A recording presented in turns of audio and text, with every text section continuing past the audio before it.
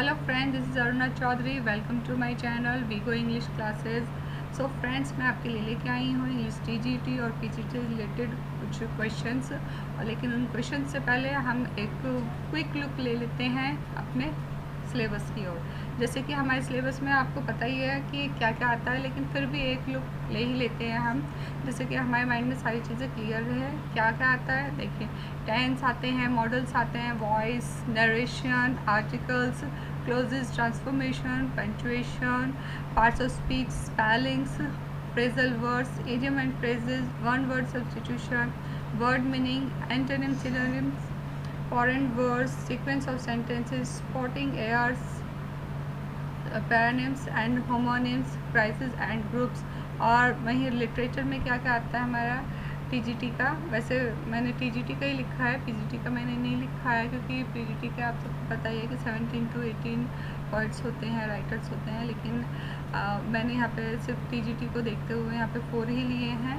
ये सारे भी पीजीटी में आते हैं, बट टीजीटी में 4 ही आते हैं, जैसे कि William Shakespeare, John Milton, John Galsworthy और वर्ड्सवर्थ। सो फ्रेंड्स, ये तो हमारा सिलेबस हुआ, और मैं आपको बताना चाहती हूँ कि मेरा फर्स्ट वीडियो है टीजीटी पीजीटी के प्रिपरेशन के पर्पज़ से भी, और किसी भी कंपटीशन की प्रिपरेशन के पर्पज़ से भी मेरा फर्स्ट वीडियो है। किसी भी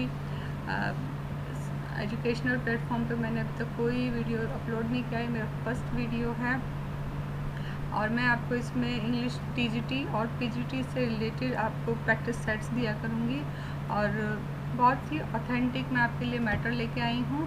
और आप देखिएगा मेरे क्वेश्चंस आपको कैसे लगे हैं।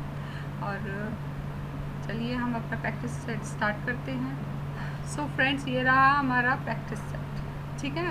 तो चलते हैं हम अपने प्रैक्टिस सेट की ओर। ये रहा हमारा फर्स्ट क्वेश्चन। हमारा फर्स्ट क्वेश्चन है, who thought of Oedipus complexion as the reason for the delay in Hamlet. आपको बताना है कि Oedipus complexion as the reason for the delay in Hamlet आपने पढ़ा होगा। हैमलेट में क्या होता है कि वो अपने जो डिसीजन होता है उसको डिले करता रहता है। तो इसको ऑडिपस कॉम्प्लेक्शन ये नाम किसने दिया, ये चीज़ किसने बोली है, किसका थॉट था, ये आपको मुझे बताना है। बताइए, आपके ऑप्शन है ये William Knight, Holman Hunt, Ernest Jones या स्वाइनबर्न। बताइए क्या होगा आपका आंसर। सो फ्रेंड्स, हमारा आंसर होगा हमारा आंसर होगा ऑप्शन नंबर 3। ऑप्शन नंबर 3 हमारा आंसर होगा। क्या आंसर होगा हमारा? ऑप्शन नंबर 3, और ये है अर्नेस्ट जॉन्स। ठीक है friends, now come to the next question.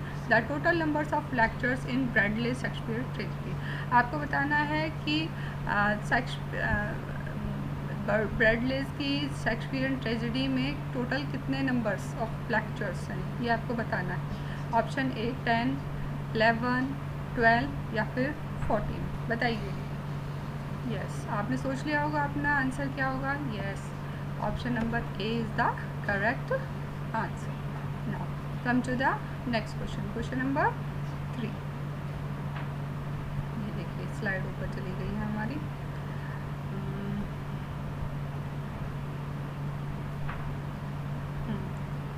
Next question is, which character of Shakespeare has the courtier soldiers eye, tongue and sword। अब आपको बताना है कि शेक्सपियर का कौन सा कैरेक्टर है जिसको कि बताया गया है कि उसके courtier soldiers, I and sword, मतलब कि ये सारी चीज़ें किसके लिए यूज़ की गई हैं। ये सारी चीज़ें हैमलेट के लिए यूज़ की गई हैं, ओथेलो के लिए, किंग लियर के लिए या फिर मैकबेथ के लिए।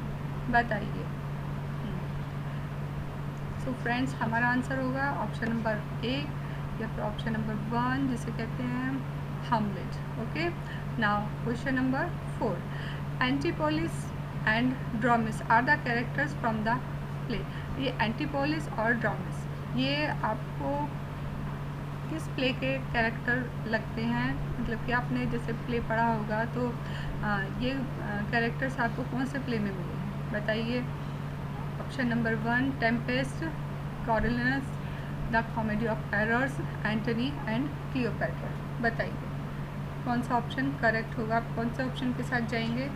Yes, option number 3 is correct, the comedy of errors. ये एक शेक्सपियर का प्ले है। और now come to the next question, question number 5, Galsworthy's novel to let appear in the year. जो जॉन गर्ल्सवर्दी है उनके जो नॉवल है to let appear in the year, कौन से ईयर में आया है? फ्रेंड्स इसके फिर ऑप्शंस है 1919, 1920, 1921 या 1922। आपको बताना है कि कौन सा आंसर करेक्ट होगा। बताइए, अब लोगों ने सोच लिया होगा। इसका option number 3 1921 is the correct answer. Now come to the next question, question number 6।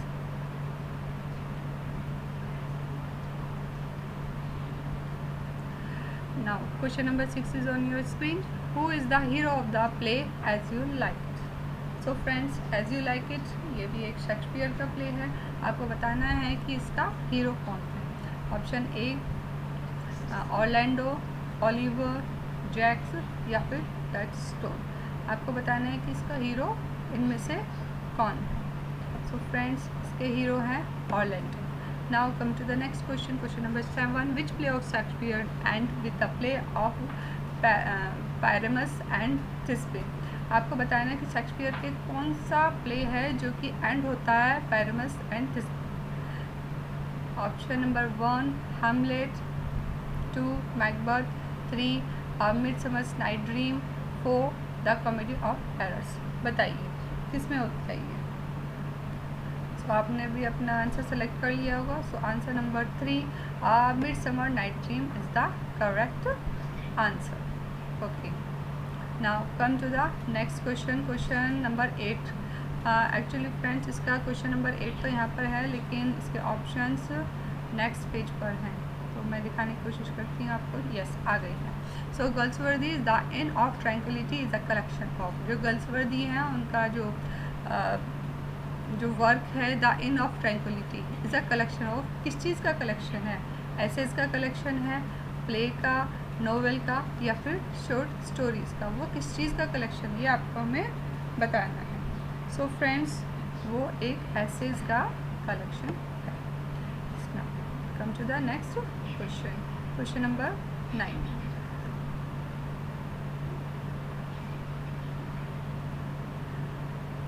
Which of the Coleridge poem was included in lyrical ballads?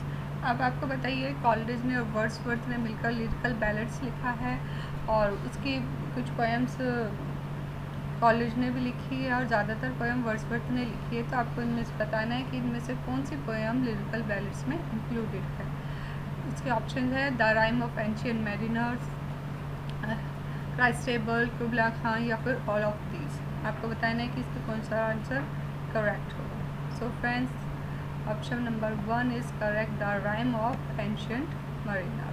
Okay friends, now come to the next question, question number 10। The first regular newspaper weekly news was published. जो हमारे newspapers होते हैं, तो English newspaper जो है regularly first time कब publish होने start हुए हैं? Weekly.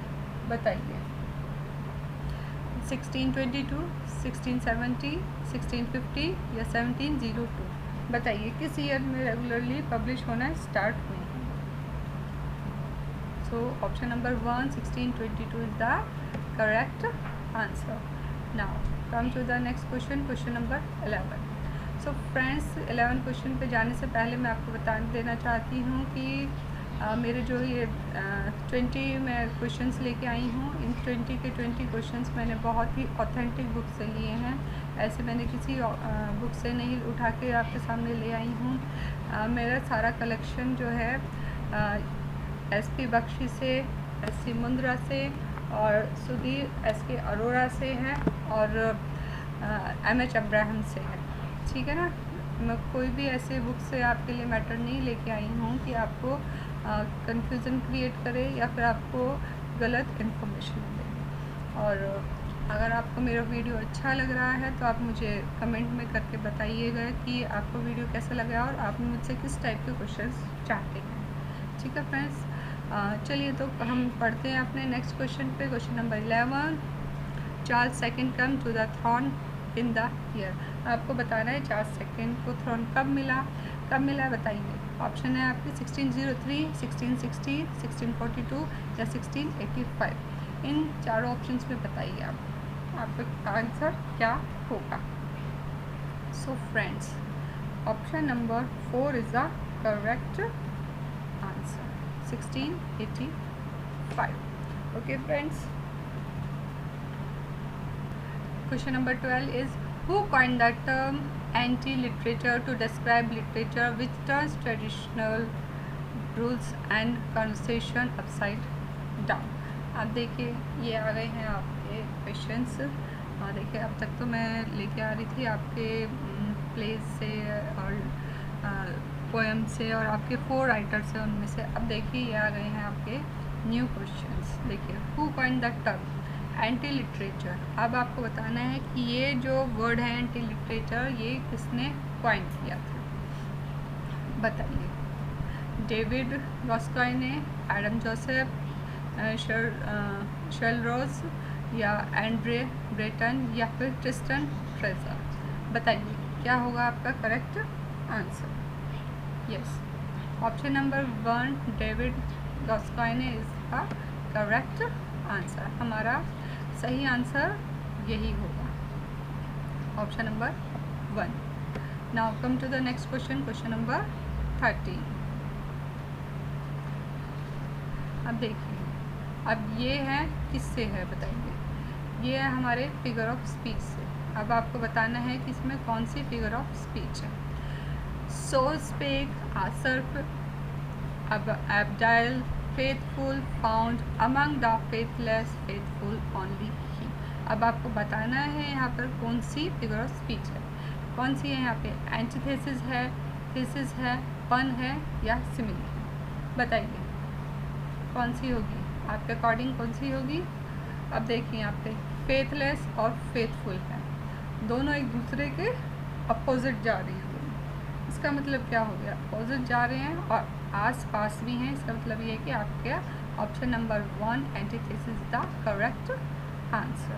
Okay, now come to the next question, question number 14। थोड़ा ऊपर चला गया है।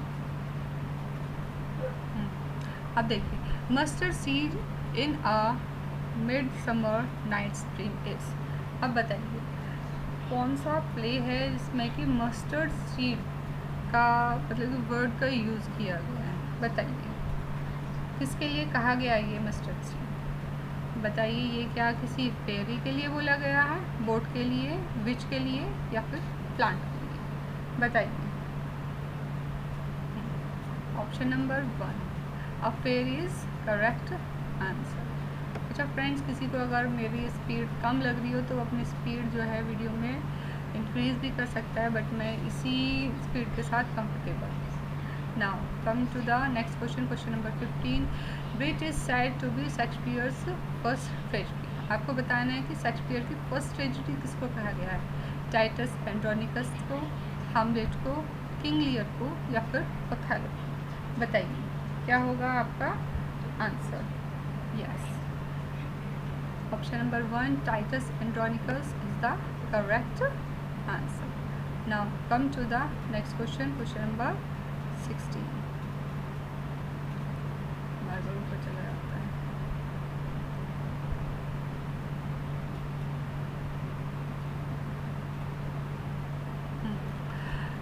Now question number 16 is on screen। Not without hope we suffer and we mourn। ये लाइंस है, ये आपको बतानी है। ये लाइंस किसकी हैं, कहाँ से ली गई हैं, बताइए। आप ये बताइए ये क्या, ये लाइन पील कासल की है, जो मिल्टन की है, माइकल की है या फिर नन्नोज़ किसकी है। बताइए इनमें से ये पोएम मतलब कि ये लाइंस किसकी है। ये लाइंस है फ्रेंड्स पील कासल की। Okay, okay friends, now come to the next question, question number 17। The alternative title of Ruth is. अब बताइए कि रुथ जो कि वर्ड्सवर्थ का एक वर्क है, उसका एक अल्टरनेटिव टाइटल क्या होगा? बताइए। The influence of nature, the influence of earth, the earth, natures and pain. बताइए क्या होगा आपका आंसर इनमें से? Yes, option number 2, the influence of nature is the correct answer. ये बाय मिस्टेक मुझसे लग गया था यहाँ के option, but option number 1 is correct. Now come to the next question, question number 18।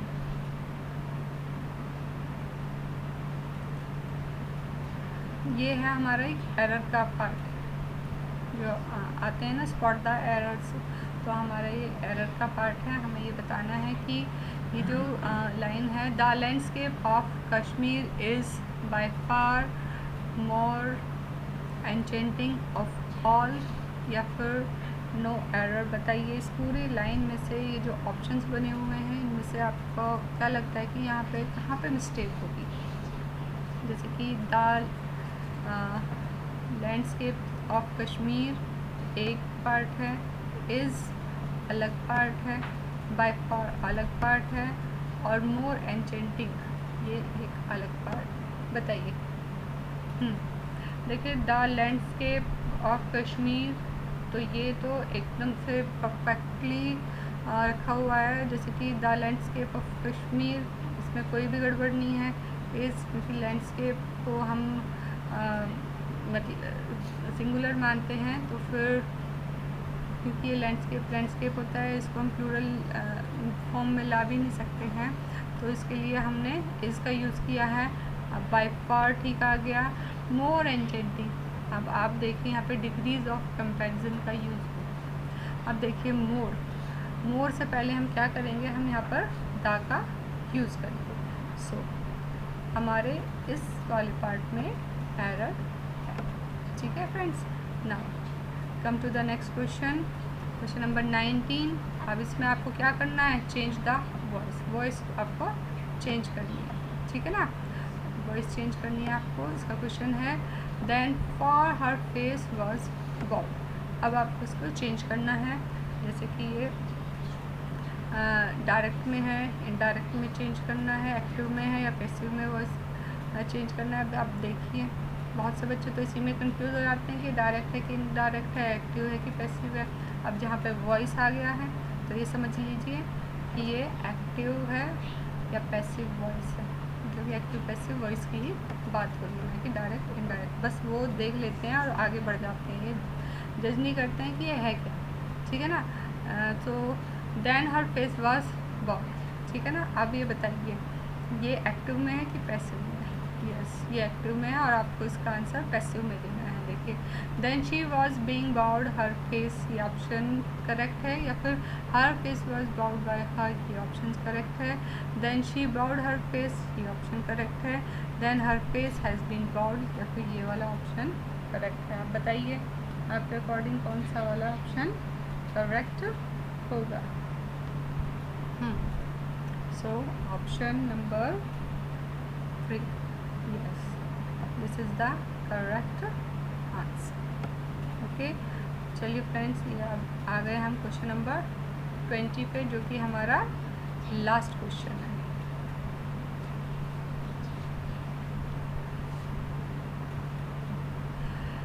आप बताइए, the wall had not been decorated by us। आप इसकी वॉइस को चेंज कीजिए। बताइए, अब ये डायरेक्ट में है, वो एक्टिव में है कि पैसिव वॉइस में है, ये बताइए। यस, बाय अस आगे, इससे आपने गेस कर लिया होगा कि ये पैसिव वॉइस में है, तो आपको इसकी एक्टिव वॉइस बना के बताइए। बताइए कौन सा ऑप्शन करेक्ट होगा आपके according? We have not been decorating the walls, we had not been decorating the walls, या फिर we had not decorated the walls, या फिर we had not decorated the walls. बताइए। अब देखिए, ये जो क्वेश्चन है ये हमारा जो पैसिव में बना हुआ है, ये बना हुआ है पास्ट परफेक्ट टेंस में, ठीक है ना। पास्ट परफेक्ट कंटिन्यूअस टेंस में बना हुआ है और आपको ये बनाना है पास्ट परफेक्ट टेंस में। आप कैसे बनाएंगे इसको बताइए। हम बनाएंगे इसको we had not decorated the walls. Okay friends, so friends यहाँ पे हमारी वीडियो फिनिश हो जाती है। अगर आपको मेरी वीडियो अच्छी लग रही है तो मेरी वीडियो को लाइक कीजिए, सब्सक्राइब कीजिए मेरे चैनल को और ज़्यादा से ज़्यादा शेयर कीजिए। अगर आपको कोई कंप्लेंट है या फिर आपको कोई सजेशन मुझे देना चाहते हैं या फिर आपको मेरा वीडियो कैसा लगा, अच्छा लगा या बुरा लगा, तो आप कमेंट बॉक्स में कमेंट करके ज़रूर बताइए। Thank you, bye bye.